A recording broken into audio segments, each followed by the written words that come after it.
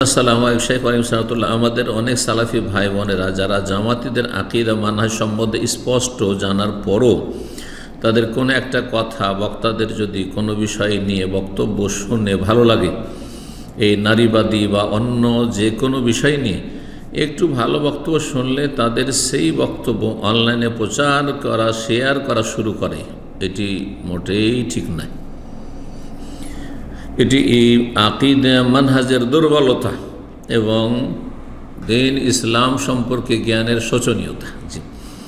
নিজের পেজ আইডিতে অনলাইনে শেয়ার করা শুরু করে, এটাকে ঠিক হবে? মোটেই ঠিক নয়। যেহেতু আমাদের শেয়ারের কারণে যে তাদের একটা ভালো কথা শুনতে গিয়ে আরও গলদ মানহাজের কথা মানুষ শুনে সেটাকে হক মনেকে বিভ্রান্ত হতে পারে, এতে কোনো সন্দেহ নেই। যখন আপনি একজন বিদআতির ভালো কথা শেয়ার করে দেবেন, প্রথম কথা এটি সালাফদের মানহাজ নয়, সাহাবায়ে কেরাম তাবেঈন তাবা তাবেঈনের মানহাজ নয় যে বিদআতিদের ভালো কথাটা প্রচার করো, মন্দটা করিও না। তার তো যে কোনো কাফের মুশরিক তার ভালো কথা রয়েছে, প্রচার করে বাড়াবেন। ধর্মের বিষয় না, দুনিয়ার বিষয় হলে কোনো অসুবিধা নেই।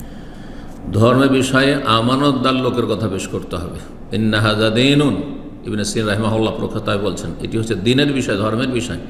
ফানজুরু আম্মান তাখুযুনা দীনাকুম, কার কাছ থেকে দ্বীন নিচ্ছ এটা ভালোভাবে ভেবে চিন্তা করে দেখো। সেই মুসলিমের ভূমিকা তো রয়েছে।